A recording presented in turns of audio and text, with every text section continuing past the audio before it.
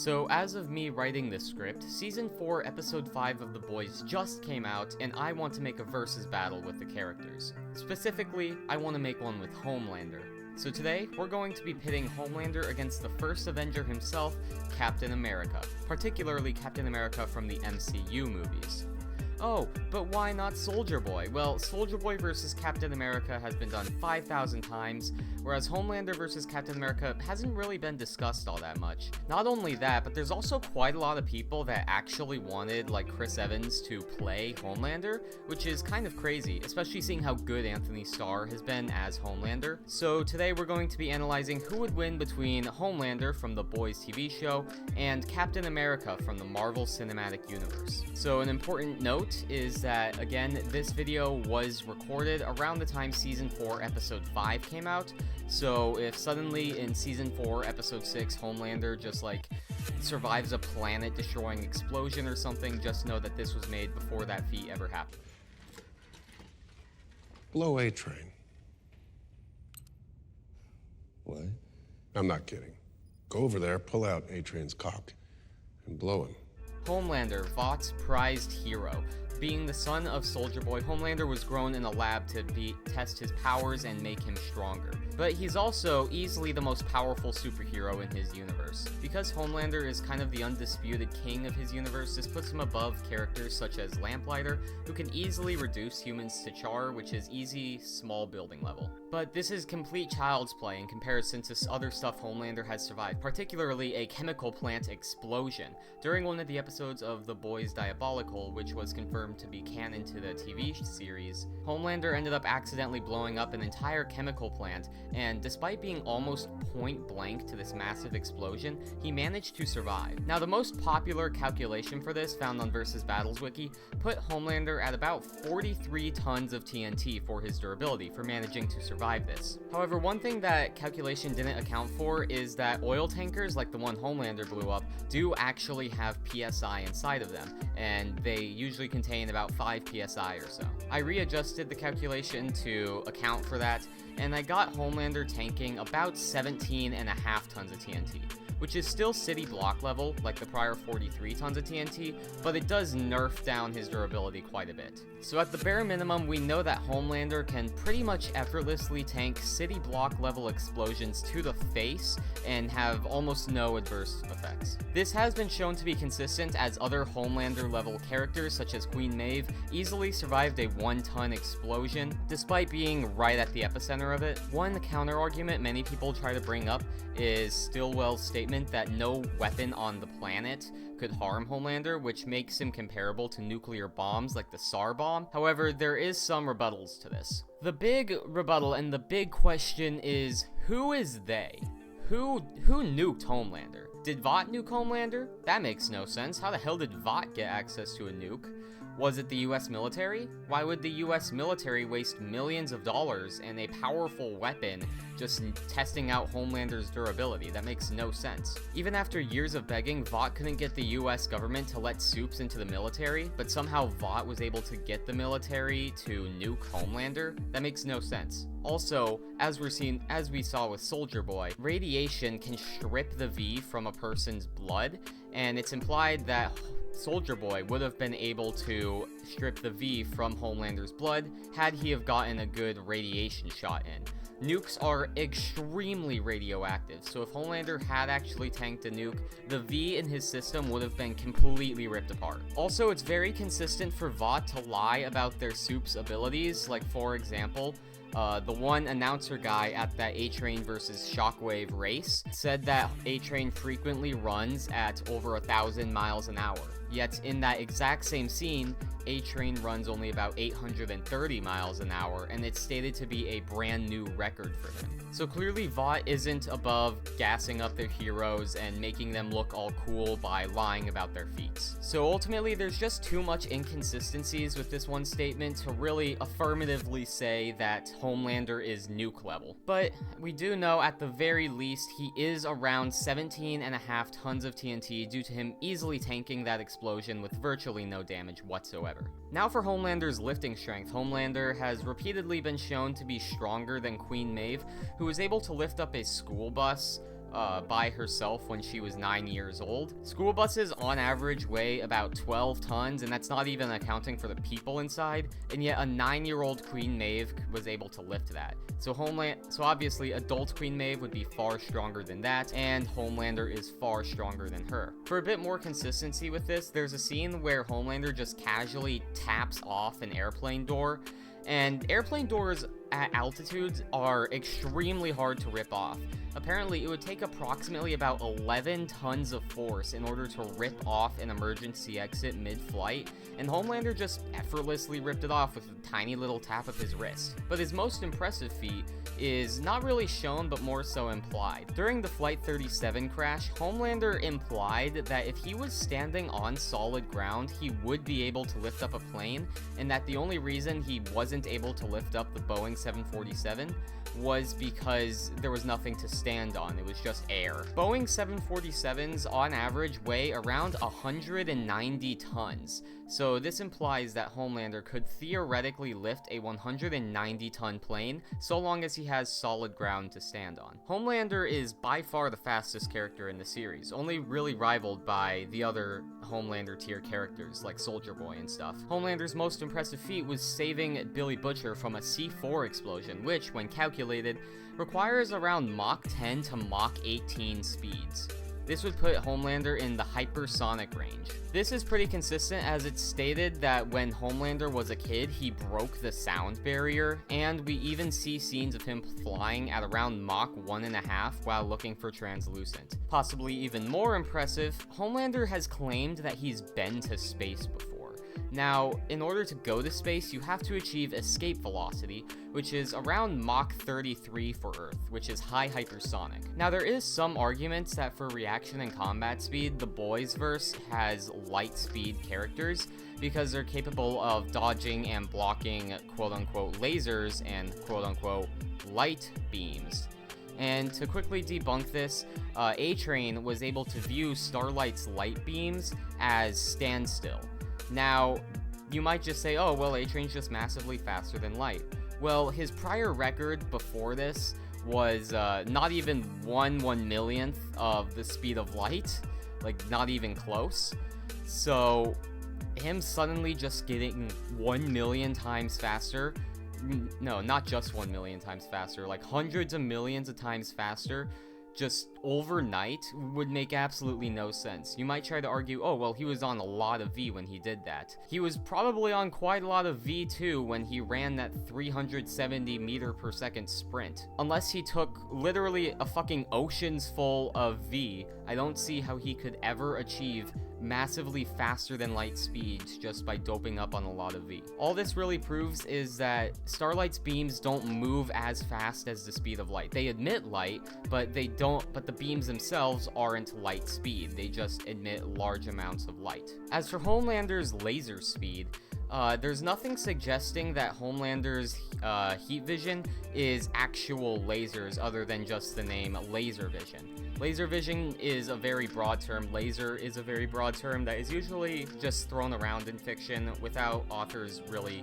thinking about it. Just because something is called laser vision doesn't automatically mean it's a laser. Now, if it behaves a lot like a laser and a lot like light, then yeah, you could argue that it's light speed, but these guys' laser eyes don't act as light speed. But even if you disagree on that, it's still just wildly inconsistent for these characters to be almost light speed and like light blockers and stuff. But if you want to be extremely generous to the Boysverse, you could theoretically say that they are reacting to beams of light. Now for Homelander's powers and abilities. Homelander is kind of just a flying brick, which, if you didn't know, is just kind of the term for a strong character that can fly. He has flight, super strength, super speed, etc. He has laser vision, which he can use to rapidly heat things up and cut enemies apart and stuff, and is typically his opening move.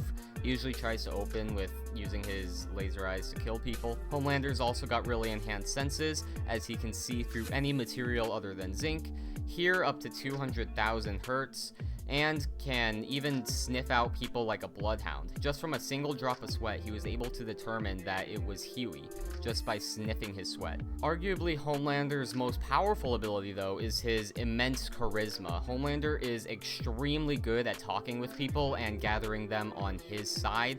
I mean, it even got to the point of where he straight up murdered somebody in front of a massive crowd of people and they just started cheering.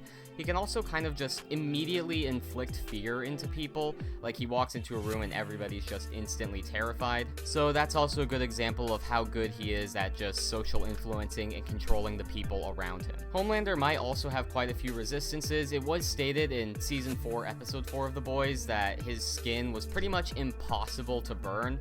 There was also a statement in Episode 5 that the virus that was being engineered to specifically kill Soups wasn't strong enough to kill Homelander yet, implying that Homelander can resist stuff such as diseases. However, though, Homelander does have plenty of weaknesses. First off, Homelander's never really been in much of a fight. He's fought Soldier Boy before and held his own decently well in the hand-to-hand combat, but he's never really fought in much characters that can actually hurt him and actually fight back. So he has very little experience with people that are actually in his weight range. Homelander's also got some real bad mental issues. He desperately wants attention and love, and he'll do anything to get it. Apparently, it's just so deeply wired into him, it's pretty much impossible for him to overcome it. So he'll constantly try and make himself look good for the public, and he'll always constantly want public admiration. And much like a previous contestant in our channel, Jason Voorhees, he's got some severe mommy issues. Before we get started, does anyone want to get out? Steve Rodgers, Captain America, the first Avenger.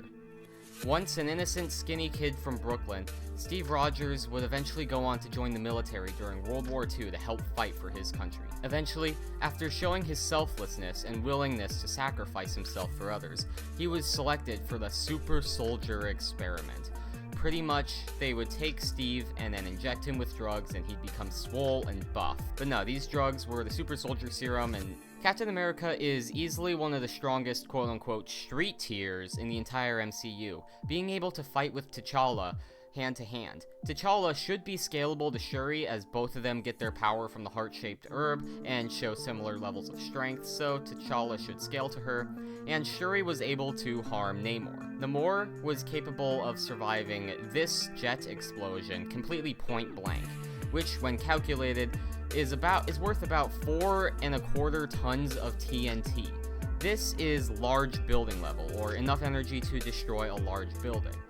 Shuri and T'Challa, as we stated, should scale, and since Shuri could harm Namor, T'Challa would realistically be able to do that, and Captain America can fight with T'Challa. Captain America scales to this as well, putting him at large building level. This has some consistency, as Captain America easily shook off a punch from Quicksilver, calculated at about 900 kilograms of TNT, or building level, and Captain America can pretty easily rip apart the Ultron Sentries, which is about small building level when you calculate it out, and he can do this pretty much effortlessly. For his lifting strength, Captain America should scale to other users of the Super Soldier Serum, such as John Walker, who was able to rip Falcon's wings out of their jetpack, which was calculated to require around 82 tons of force, although this can vary depending on what type of metal Falcon's wings are made of, but generally it is around the 50 to 100 ton range in order to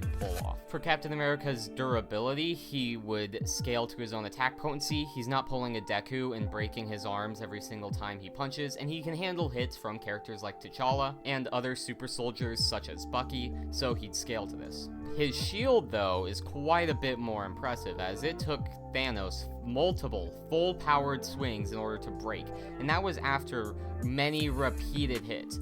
As we discussed in my How Strong is Thanos video, he's scaling to around 1.6 exatons of TNT, which is multi-continental level, which means that theoretically Thanos, if he wanted to, could destroy multiple continents at once with a single hit. And it took him multiple hits before he could break Captain America's shield. For speed, we already talked about the MCU's speed in How Powerful is MCU Thanos, and we kind of talked about how much of a clusterfuck MCU speed is there, but we determined that the MCU is pretty consistently dodging beams of light. They're not quite light speed, but they're around 80% the speed of light due to some calculations and due to how consistently they can dodge light beams from point-blank ranges. And unlike the boys, these beams are confirmed to be beams of light, or like photon beams, or some sort of beam that does move at the speed of light, and characters can consistently react to and dodge these. For Captain America's skills, he's one of the greatest hand-to-hand fighters in the entire MCU. I mean, like, just look at this fight with Bucky, bro. He has intense military training in boxing, and is incredibly skilled in martial arts. It was even stated by Friday that Iron Man could pretty much never beat Captain America in a hand-to-hand fight, and he had to resort to scanning Captain America's fight patterns in order to defeat him. He's also got his shield, which he can throw around like a frisbee and have it bounce off of walls and hit multiple targets at once while always returning to his hands. Somehow. He's demonstrated great amounts of pain tolerance and willpower, as he could keep moving after getting shot multiple times and could still fight at full force. He can reflect attacks with his shields, and he also debatably has kind of a healing factor in a way. He can recover from wounds far faster than any other human realistically could, but that might just be because of bad writing. Captain America doesn't have many notable weaknesses. His biggest weakness is that, like, if his shield gets knocked out of his hands, he won't have his shield. Shocker, I know, but that's really the only big, like, weakness he has. He doesn't really have much other large weaknesses. Buddy, you think you look strong? You're wearing a cape. You're just a cheap knockoff. Oh, no. I'm the upgrade. So let's set the stage for this fight. Homelander goes to Herogasm, he looks around the building, and eventually, instead of finding who he's looking for, Soldier Boy, he finds Captain America, because I guess Captain America is into some freaky shit and went to Herogasm.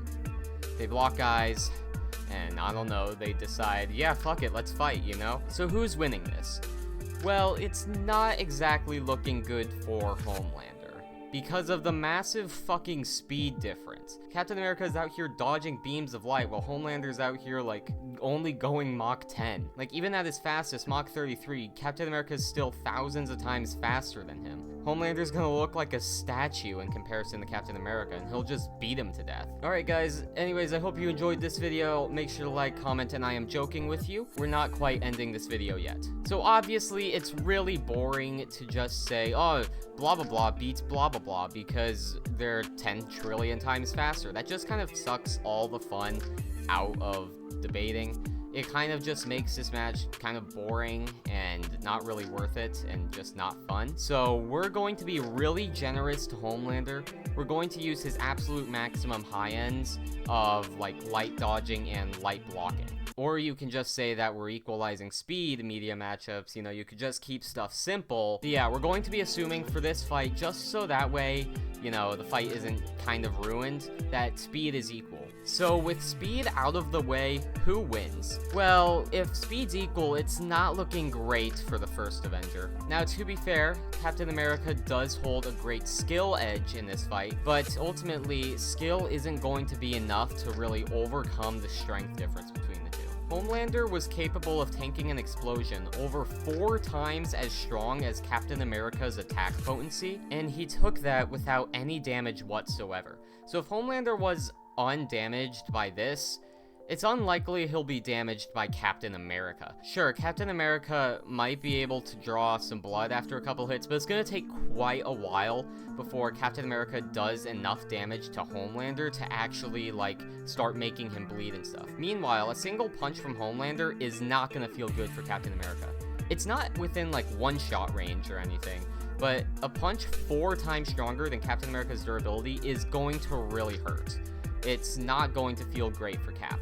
So Homelander's going to be able to do quite a lot of damage to Captain America, while Captain America could maybe chip away at Homelander's durability, but in the end, he's not going to be doing that much damage to him. Captain America restraining Homelander isn't an option either, as Homelander has higher lifting strength. Captain America's generous end of 82 tons isn't really anything in comparison to Homelander's 190 tons for being able to lift an airplane. So any attempt to kind of like restrain Homelander and keep him on the ground likely won't work, as Homelander could just break out of it.